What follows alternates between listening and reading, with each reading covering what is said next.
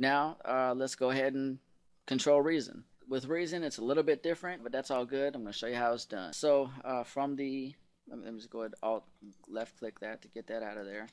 All right, so from the Inserts menu, all right, which I brought over by left clicking over here and then clicking on Inserts. Okay, it's going to disappear. Get back on there. All right, left click, go to Plugin, and then go down to Instruments, and then we're going to look for Reason. Okay, we're going to click that and we're going to load it up. Now remember, when we were using FL Studio, we had it on channel 3. So when we are going to load Reason, we want to make sure that it's on channel 4. We have to give it its own independent channel.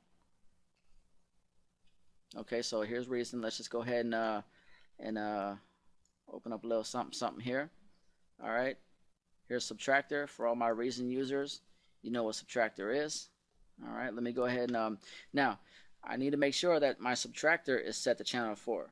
So by pushing the tab button, I can go behind the Subtractor, okay, and you can see it here. You know, it's 1, 2, 3, and here's Subtractor on 4.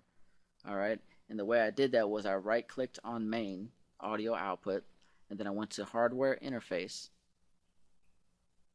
and then I selected channel 4. Okay, so now I know this is going to play on channel 4. So go back into Pro Tools.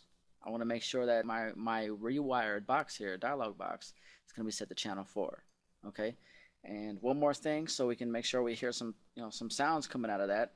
Control plus, go to your mixer view. Let me X that out, and then here we go. You want to make sure a Subtractor is selected from your instrument view panel. So same thing with FL Studio. You see we have the keys here. Same thing with FL Studio. You just want to go ahead and look for a Subtractor. There it is right down there. Boom. Okay. And make sure your channel is highlighted. There we go. So if I go back to Reason, you see everything's being triggered. So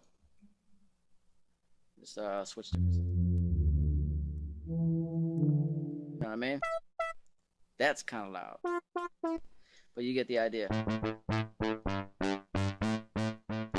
Alright, and then if I go back to Pro Tools in my edit view, you'll see that the okay, so everything's being triggered, and then I will just lay down the pattern the same way I did FL Studio. Just record and do your thing.